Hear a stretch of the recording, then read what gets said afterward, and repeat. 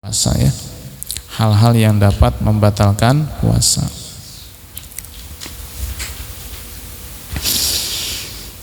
Bismillahirrahmanirrahim. Qala al-musannifu rahimahullahu ta'ala wa nafa'ana bihi wa bi'ulumihi fid dharain. Nomor keberapa?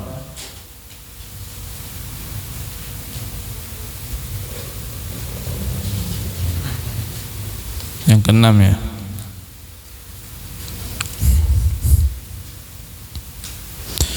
Al-mufattiru sadisu, hal yang dapat membatalkan puasa yang keenam adalah wusulu ainin min manfadin maftuhin ilal jaupi. Ada 3 penggalan kata yang penting ini. Wusulu ainin, sampai, datang atau masuknya ain. Ain ini bahasa Arab yang memiliki makna ganda ya, makna banyak begitu. Ain bisa diartikan mata. Kata anak TK, ainun mata, uzunun telinga, anfun hidung, famun mulut, khodun pipi, roksun kepala. Itu ya. Ainun bisa diartikan mata. Ain juga bisa diartikan sumber mata air. Ya. Ain juga bisa diartikan hakikat sesuatu. Nah, ain di sini maksudnya apa? Nah, ain di sini maksudnya adalah sesuatu yang memiliki fisik ataupun jirim, bentuk. Ya, apapun itu. Mau makanan ke, minuman ke, atau tidak dimakan, tidak diminum, asalkan memiliki fisik, bentuk ya, yang terlihat oleh mata terutama ya. Nah, maka tidak termasuk kategori ain adalah angin. Angin itu terasa, tapi bentuknya kayak bagaimana? Tidak kelihatan, tidak tahu ya. Dengan mata telanjang tanpa alat bantu kita tidak tahu angin seperti apa. Kalau dengan alat bantu ya, yang canggih itu kan bisa terlihat gelombangnya seperti apa.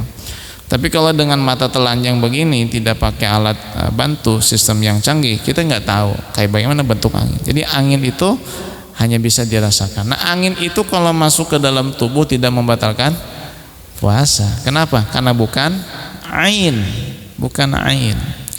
Termasuk juga rasa ya. Makanya kemarin kita bahas kan di antara hal yang makruh ketika puasa adalah mencicipi makanan. Itu kan yang sampai ke tenggorokan bukan makanannya tapi rasa. Nah, kita jilatnya. Manis misalnya, itu kan manis, rasa kan masuk ke tenggorokan kan rasa itu, tapi bentuknya kan tidak masuk, kita buang kembali. Itu kan tidak membatalkan puasa. Kenapa? Karena rasa itu bukan ain. Rasa itu bentuknya kayak bagaimana sih? Rasa manis kayak apa bentuknya? Nggak ada. Rasa asin nggak ada bentuknya. Nah, maka rasa itu tidak termasuk ain. Maka rasa tidak membatalkan puasa. Itu ya. Jadi wusul ain, masuknya ain, sesuatu yang memiliki bentuk, memiliki fisiknya, baik berupa makanan, minuman ataupun bukan makanan, bukan minuman ya. Masuknya ain min manfadhin maftuhin, dari manfadh lubang, maftuhin yang terbuka ya.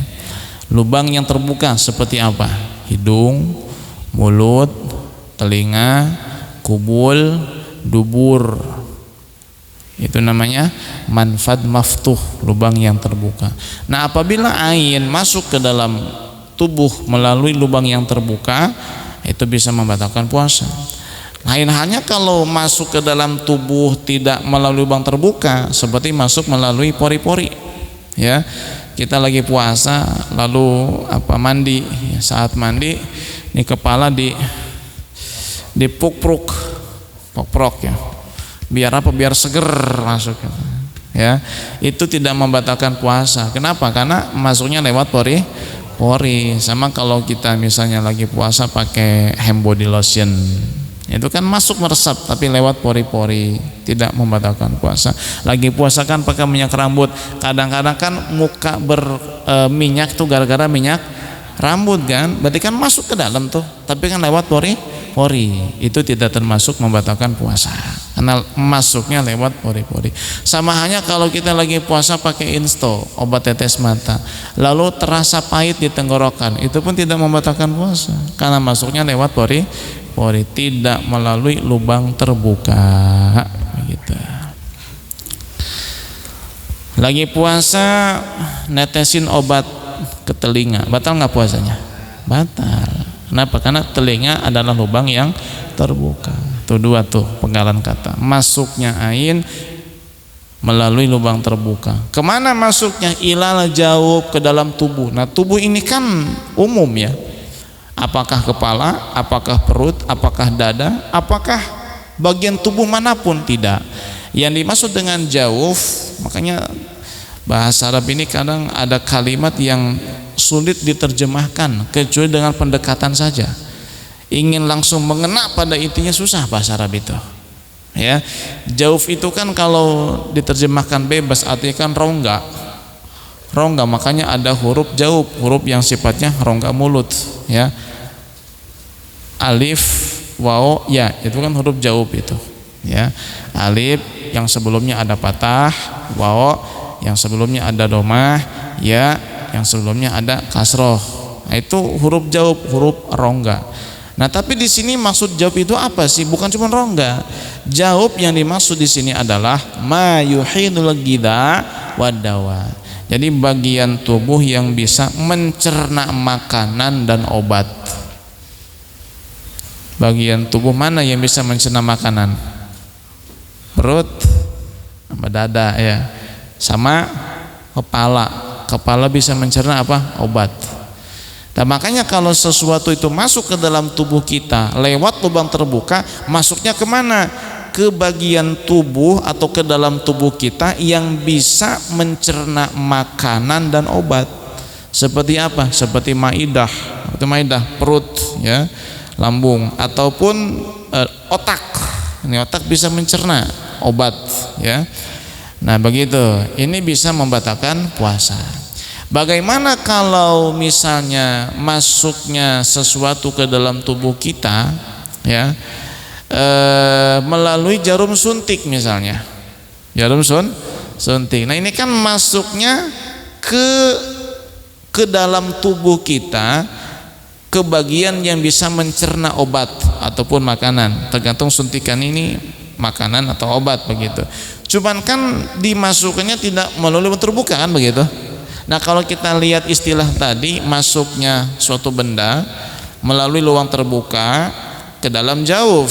Berarti kalau lihat tiga istilah ini atau tiga penggalan kata ini, memasukkan jarum suntik misalkan yang ke dubur ataupun ke tangan, kemudian dimasukkan baik itu zat makanan ataupun vitamin ataupun obat, kalau kita lihat tiga penggalan kata tadi itu tidak membatalkan puasa.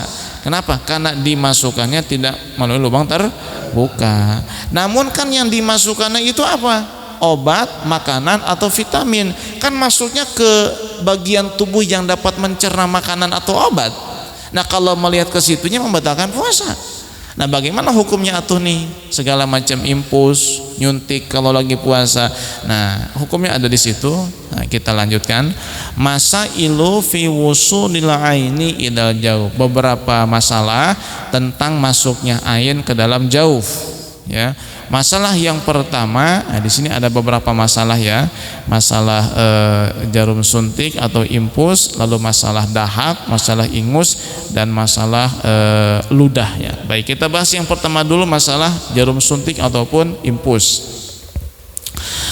Tajuzu liddarurah, boleh ya. Lagi puasa tuh disuntik hukumnya boleh. Kenapa? Liddarurati, karena darurat. Walakin ikhtalafu, akan tetapi para ulama berbeda pendapat fi ibtaliha li shaumi ala salasati aqwalin, tentang apakah membatalkan dan tidaknya jarum suntik terhadap puasa. Ini terbagi menjadi tiga pendapat para ulama. Pendapat yang pertama, innaha tubtilu mutlaqan, membatalkan puasa secara mutlak. Arti mutlak itu apa? Mau yang dimasukkannya itu zat makanan atau obat atau vitamin, dimasukkannya lewat urat, saraf, otot, pokoknya mah membatalkan puasa, titik. Alasannya apa membatalkan puasa? Nah, yang dilihat adalah masuknya suatu benda ke dalam tubuh. Tubuh yang mana? Ke dalam tubuh bagian yang bisa mencerna makanan ataupun obat. Meskipun masuknya tidak lewat lubang terbuka, tetap pendapat yang pertama mengatakan itu membatalkan puasa. Jadi boleh mah boleh, cuman puasanya batal. Begitu. Ya sama halnya kayak orang yang sedang bepergian kan begitu, boleh kan tidak puasa? Boleh, tapi kan tetap qada. Begitu samain juga boleh suntik tapi membatalkan puasa. Pendapat yang kedua, innaha la tubtilu mutlaqan, tidak membatalkan puasa secara mutlak. Arti secara mutlak adalah baik yang dimasukkan itu adalah zat makanan, obat ataupun vitamin atau cairan infus, dimasukkannya lewat otot ataupun saraf ataupun urat, pokoknya tidak membatalkan puasa. Gimana kalau dimasukkannya lewat hidung, batal nggak puasanya? Nah, jelas itu batal puasanya ya. Ada kan yang lewat hidung itu ya, apa itu? Cair. Oksigen mah enggak, oksigen mah. Itu kan udara, ya, alat bantu. Kecuali di oksigennya itu ada obat, ya, obat vitamin. Ya biasanya kan obat paru biasanya tuh dicampur ke situ. Itu batal tuh, ya sama. Sama hanya kayak orang punya penyakit asma, itu kan pakai ini ya, apa namanya? Kispray, bukan kispray yang disebut ya kalau ngapa ya pakai obat apa namanya itu? Bukan kispray, bukan. Kispray bukan gosok kispray. Apa sih namanya ya? Nah, itulah pokok lupa saya itu. Itu membatalkan puasa karena itu obat kan masuk ke ada airnya kan itu mah, ada airnya. Ya, bagaimana kalau diuap? Uap kan suka diuap ya. Kalau asma itu kan lagi sesak, saat dia puasa diuap misalnya, batal nggak puasa itu? Kenapa? Nah, karena uap itu kan dari air itu mah, ya baik air infusan atau bahkan kadang ada campuran obatnya di situ. Nah, itu batalkan puasa, ya. Otomatis kan ketelan itu ya, otomatis ketelan. Nah, pendapat yang ketiga ini tafsil, dirincikan. Dan pendapat yang ketiga adalah pendapat yang paling sahih, yang paling kuat. Jadi kita boleh ngambil langsung ke pendapat yang ketiga aja, ya. Ini lebih hati-hati ya tentunya. Rincian yang pertama, idza kanat mughadhiyatan fatubtilu shauma. Nah, jika yang dimasukkan lewat jarum suntik itu adalah mughadhi, zat makanan. Ada orang kan yang kalau makan muntah lagi, nggak bisa tuh kalau makan muntah. Kan lewat suntikan, lewat impusan. Zat makanan itu kan dimasukkan ke situ. Nah, ini hukumnya membatalkan puasa. Ya. Nah, kalau yang dimasukkan ke dalam tubuh lewat jarum suntik atau impusan bukan zat makanan, hanya sebatas cairan impusan atau misalnya obat atau vitamin misalnya. Nah, ini harus diperhatikan juga. Dilihat lagi. Iza kana fil uruqil mujawwafati wa hiyal auridatu fatubtil. Jika memasukkan suntikan ataupun impusan itu melalui urat, maka hukumnya membatalkan puasa. Wa idza kana fil adol, tapi jika dimasukkannya melalui otot, fala tubtil, tidak membatalkan. Nah, kalau impusan sudah barang pasti melalui urat, berarti membatalkan puasa. Impusan membatalkan puasa. Meskipun yang dimasukkannya bukan zat makanan, hanya sebatas cairan impusan, obat. Kenapa kau membatalkan? Karena dimasukkannya lewat urat. Begitu. Nah, kalau suntikan kan ada dua model suntikan itu. Ada yang lewat urat, ada yang lewat otot. Ya, lewat otot ya kayak di pantat, ya di dubur ya, atau di tangan sini kan lewat otot itu. Nah, itu kalau yang dimasukkannya adalah bukan zat makanan, tidak membatalkan puasa. Jadi ada 3 pendapat ya.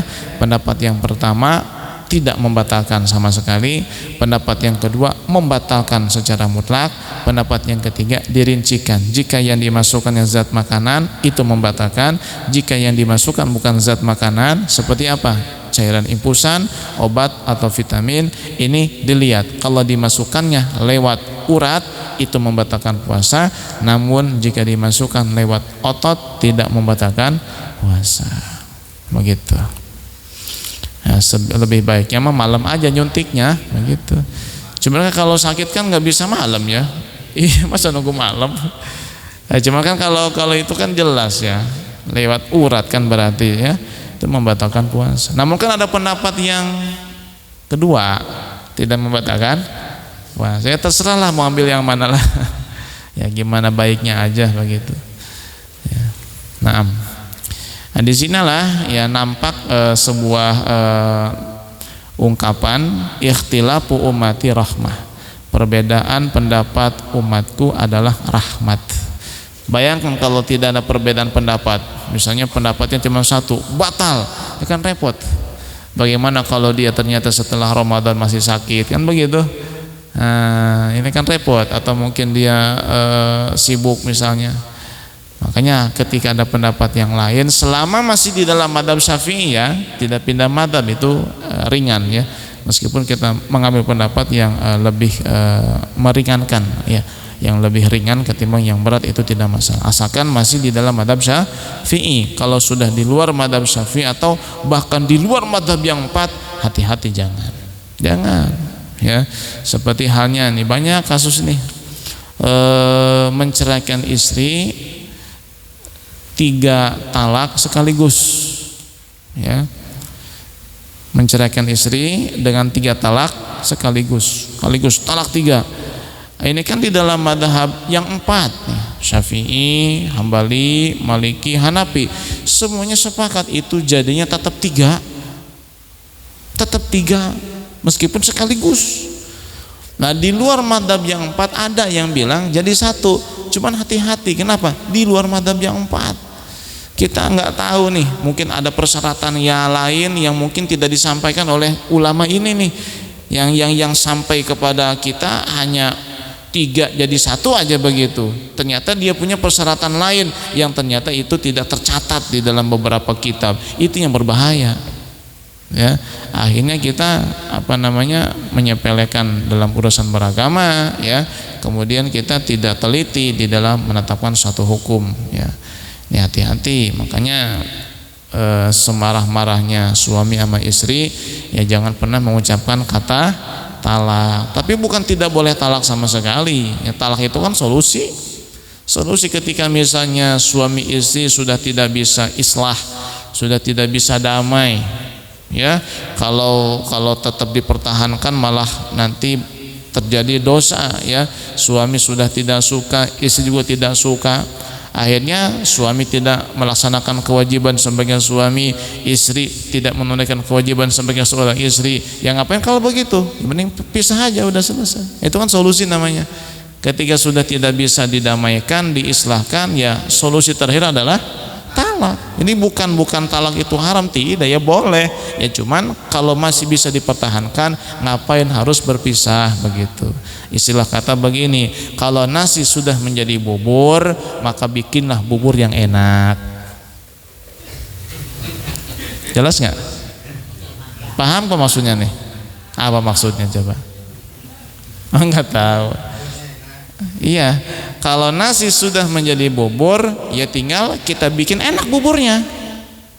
Paham nggak? Maksudnya apa tuh? Nah, kalau sesuatu yang buruk sudah terjadi, jangan berlarut di dalam menyesalinya. Kita fokus bagaimana mencari solusinya. Itu maksudnya. Ya bukan bikin bubur yang enak. Nggak apa-apa juga bikin bubur yang enak sih. Ya jangan, intinya bukan ke situ. Intinya kalau sesuatu yang buruk sudah terjadi, ya mau gimana lagi, yang sudah terjadi kan begitu.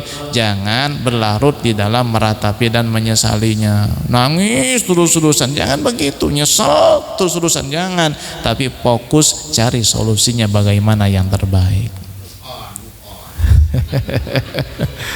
Move on ya. Apa move on? Bukan. Move on. Ya. Jadi kalau nasi sudah jadi bubur, kita bikin bubur yang enak. Itu maksudnya. Nah, masalah yang kedua adalah tentang nukhomah, termasuk bulgom ya, dahak ataupun ingus. Apa ini hukumnya nih kalau tertelan saat kita sedang puasa? Pihak tafsil hukumnya dirincikan. Rincian pertama, idza wasolat haddaz zahiri fabtala'aha batala shaumuhu. Jika dahak atau ingus ini atau rak ini sampai pada batas zahir dari mulut kita atau di tenggorokan kita, lalu ditelan, maka hukum puasanya batal. Nah, jadi di mulut atau tenggorokan ini ada batas zahirnya, ada batas batin juga. Zahir itu batas luar, kalau batin batas dalam. Nah, batas dohir itu kata para ulama adalah tempat keluarnya huruf kho. Kho itu berarti bagian tenggorokan yang dekat dengan mulut, dengan lidah.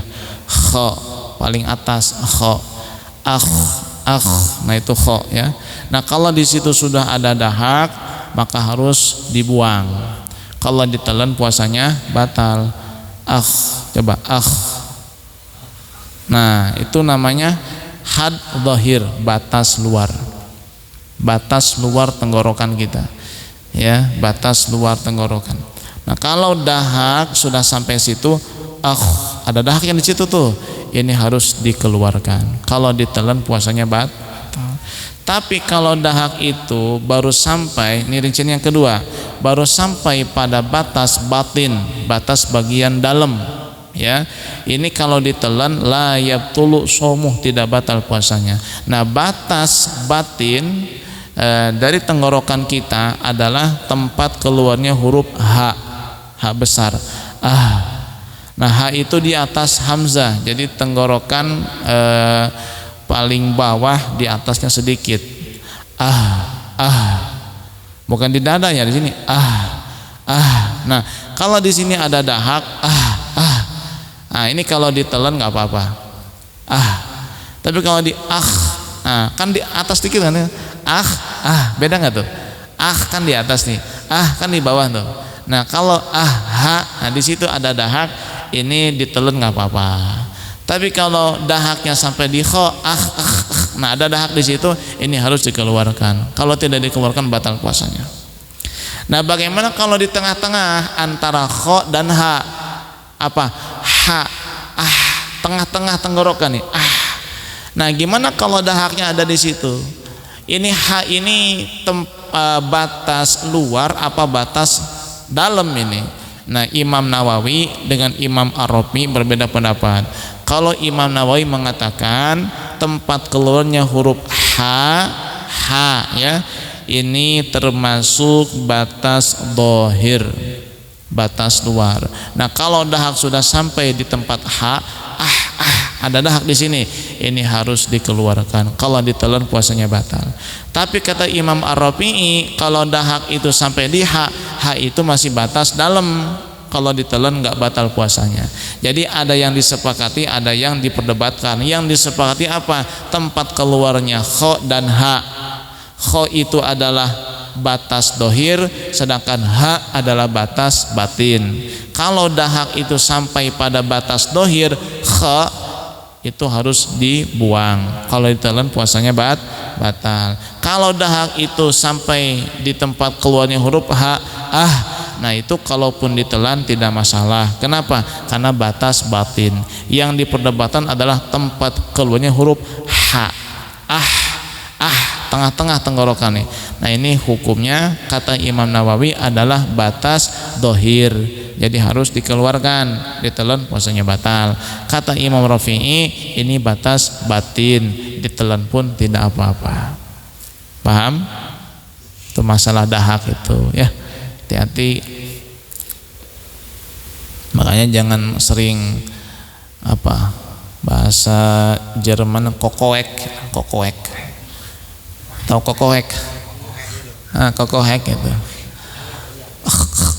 Nah, itu jangan sengaja gitu. Takut nanti dahaknya ketarik ya, turun dari misalnya kepala, ketarik turun sampai tempatnya gini keluarin susah. Ketelan batal tuh. Udah seturunnya aja. Ya. Jangan banyak kokohek begitu. Apa kokohek bahasa Indonesianya? Kokohek. Bahasa Indonesianya? Saya tidak tahu. Kokohek apa itu ya? Ya kadang-kadang nggak ada bahasa Indonesianya itu ya.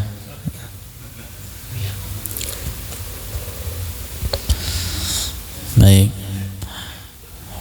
Bahasa yang kaya itu ya bahasa Jawa sama Sunda, kaya itu ya. Ada yang lemes, ada yang sangat lemes, ada yang kasar, ada yang sangat kasar.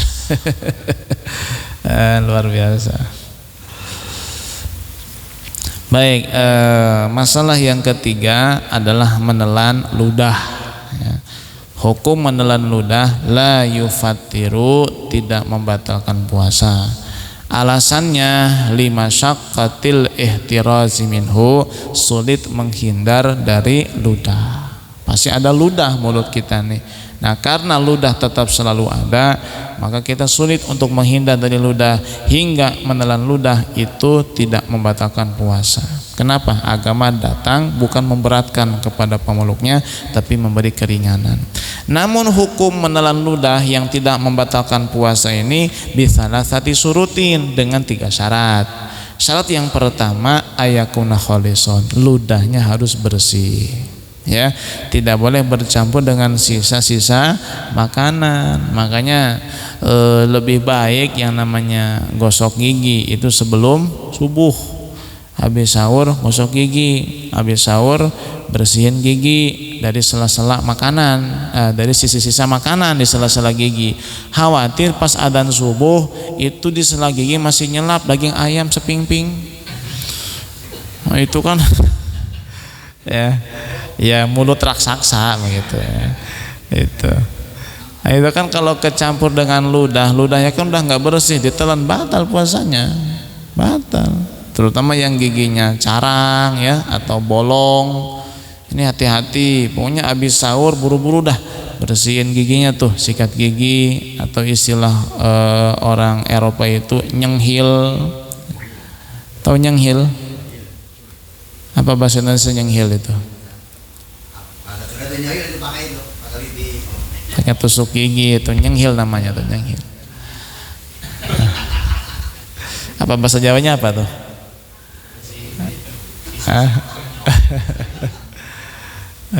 Pokoknya Sunda mah ada aja bahasa gitu tuh ya, ada aja tuh nyenghil. Ada aja bahasa-bahasa pokoknya simpel begitu. Nyenghil.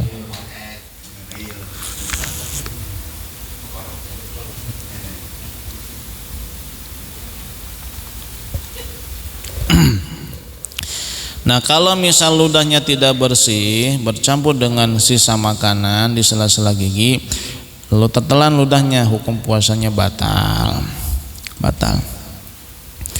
Nah, namun ya di dalam kitab At-Tuhfah, bagi orang yang gusinya selalu berdarah, ini dimaafkan ketika ludah bercampur dengan darah. Ada orang kan yang gusinya itu lemah, ya, mudah berdarah. Nah, ini kan sulit menghindar, sulit ya. Sedangkan kalau diwajibkan untuk dibersihkan ya, tiap berdarah kan kumur-kumur kan repot ya, enggak tiap waktu dia menemukan air mutlak suci mensucikan, otomatis kan ludah bercampur dengan darah. Nah, ini dimaafkan. Seperti halnya misalnya orang yang baru cabut gigi, misalnya gigi geraham, itu kan lama itu darahnya itu ada terus, dan kata dokter kan nggak boleh dibuang, telan-telan aja, karena kalau dibuang dihisap, dikenyot, itu kan darahnya nggak berhenti, keluar terus. Nah, misalnya dia sakit gigi nih, nyabut malam hari, sampai 2 hari masih ada darah tuh keluar, itu rembesan itu. Ya mungkin untuk darah yang keluarnya deras itu ya paling sejam 2 jam berhenti, tapi kan untuk lukanya kan masih ada terus basah itu. Pernah kan nyabut gigi sih? Pernah kan? Itu kan lama itu keringnya itu, 3 hari baru bisa total nggak keluar darah itu. Iya, nggak boleh dimainin pakai ludah, nggak boleh diludahin ya, diludahin nanti kan kesedot itu nanti darah terus. Nah, itu dimaafkan ya, dimaafkan karena sulit menghindar, apalagi yang memang udah bawaan dari sononya itu gusinya lemah ya. Nah, yang kedua, ayakuna tahiran la mutanajisan ya, ludahnya itu suci, tidak terkena najis. Kalau ludah terkena najis, contohnya apa? Muntah. Seseorang lagi puasa muntah tidak disengaja, ini kan tidak membatalkan puasa. Namun awas, muntah itu kan najis, berarti mulutnya tercampur dengan najis, otomatis ludahnya pun bercampur dengan najis. Itu ludahnya kalau ditelan habis muntah ya, dia meludah terus, kemudian kira-kira sudah bersih mulutnya, itu ludah ditelan tetap batal. Kenapa? Karena belum dibersihkan mulutnya pakai air. Jadi orang yang muntah lagi puasa ini wajib kumur-kumur. Kenapa? Membersihkan mulut dari bekas muntah itu. Nah, kalau dibersihkan hanya pakai ludah, dia meludah, kira-kira udah bersih, itu dalam fikih belum dikatakan suci. Kenapa? Karena belum dibersihkan dengan air. Sebab yang bisa mensucikan najis hanyalah air, tidak ada yang lain, air saja. Begitu ya. Taruh misalnya lagi puasa, kemudian muntah, dia hanya membersihkan mulut pakai ludah, kira-kira udah bersih, dia nggak kumur-kumur, lalu ludah yang di mulut ditelan, itu puasanya batal. Kenapa? Karena ludah bercampur dengan najis, ya. Nah, kemudian yang ketiga, ayakuna min ma'dini, ludah yang tidak membatalkan puasa jika ditelan adalah ludah yang masih berada di sumbernya. Mana sumber ludah itu? Lidah dan bagian mulut seluruhnya, gusi, sela-sela gigi, itu sumber ludah begitu. Falawib tala arriqal ladzi wasala ila khumrati syafati. Nah, jika membuang ludah, jika menelan ludah yang sudah sampai kepada merahnya bibir, ini hukum puasanya batal. Kenapa? Karena ludah itu sudah bukan berada pada sumbernya lagi. Kita lagi puasa banyak ngomong, ini kan kadang ludah ke sini nih, ya kan, putih, lalu nggak pakai tisu atau nggak dibuang, malah ditelan, batal puasanya. Kenapa? Ludahnya sudah bukan di sumbernya lagi, sudah keluar ke merahnya bibir. Hati-hati ya. Lagi puasa baca Quran kan suka ada si putih kan di sini nih. Nah, ini hati-hati nih, ini kalau ditelan batal nih puasanya nih. Gitu. Nah, itulah 3 masalah, masih ada sebetulnya 4 ya. Yang kelima juga ada ya, totalnya ada 5 ya, ada 5 masalah tentang masuknya ain ke dalam jauf ya. Masalah yang pertama suntik ataupun infus, selesai.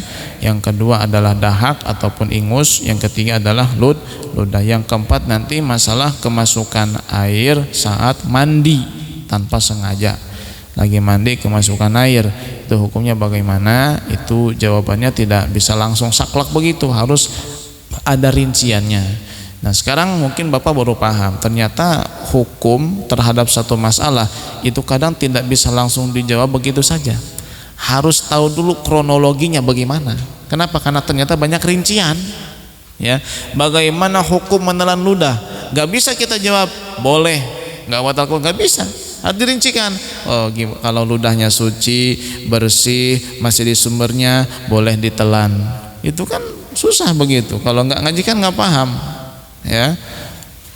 Kemudian masalah bagaimana hukum menelan dahak? Nggak bisa langsung kita jawab tidak membatalkan puasa, nggak bisa. Harus dirincikan dulu. Sudah sampai pada batas dohir belum? Sudah sampai pada batas batin belum? Itu kan rincian itu yang susah itu. Ya. Rinciannya yang susah. Kalau ngerinciin belanjaan ke pasar mah mudah. Ini kan ngerinciin masalah hukum ini. Ya. Rinci. Kalau ditanya tentang sholat, bagaimana sholat itu hukumnya? Wajib. Itu mah nggak perlu dirincikan, jelas. Ya. Makanya orang yang mengingkari wajibnya sholat kan kafir. Kenapa? Karena hukumnya sudah jelas. Begitu. Ya. Seperti kemarin saya dalam satu kajian umum ya di satu tempat saya membahas tentang masalah orang yang masbuk sholat Jumat. Ya, kalau masbuknya 1 rakaat ya nambahnya 1 rakaat. Tapi kalau masbuknya 2 rakaat nambahnya 4. Masbuk 2 rakaat sholat Jumat berarti datang ke masjid imam sudah tahiyat misalnya atau sudah bangun dari ruku, ketinggalan 2 rakaat lah. Ini si makmum yang masbuk niat yang tetap Jumat, tapi ketika imam salam dia berdiri nambahnya 4. Niatnya sholat Jumat, prakteknya doh. Ini kan kalau ngaji nggak paham. Nah ternyata kejadian betul salah satu jamaah kami dia sholat Jumat ya di salah satu masjid. Kemudian di hadapannya ada di sebelahnya ada seseorang yang sudah paruh baya, begitu sudah agak tua. Masbuk 2 rakaat.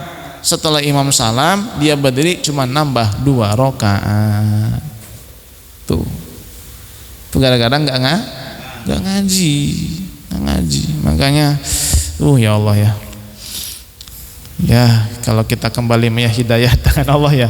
Tapi hati mah ada perasaan kasihan begitu, kasihan. Nggak ngaji itu kasihan. Asyadun nasi nadamatan yaumal qiyamati, asyadun nasi hasratan yaumal qiyamati, asyadun nasi azaban yaumal qiyamati. Orang yang paling rugi pada hari kiamat, orang yang paling menyesal pada hari kiamat, orang yang paling berat siksanya pada hari kiamat adalah rajulun amkanahu tolabul ilmi falam yatlubhu. Adalah orang manusia yang ketika di dunia dikasih kesempatan untuk bisa hadir pengajian tapi nggak ngaji. Dia sehat luang tapi nggak ngaji. Itulah orang yang paling berat penyesalannya, kerugiannya, siksanya pada hari kiamat. Lain hanya kalau memang total nggak sempat siang malam, tapi kan kayaknya nggak ada kayak begitu, nggak ada siang malam sibuk terus, nggak ada. Ada kalanya istirahat, ada kalanya waktu luang tapi nggak ngaji, dikasih kesempatan tapi nggak datang. Ini naudzubillah min dzalik ya. Kasihan. Cuman yang itu ya ngelus dada dong ya Allah. Kalau kita ingat hidayah di tangan Allah, udahlah mau gimana lagi gitu ya. Tapi tetap jangan putus asa, jangan bosan ya untuk mengajak kepada kebaikan, ngajak urusan nanti hidayah terserah Allah lah begitu. Wallahu a'lam bishawab.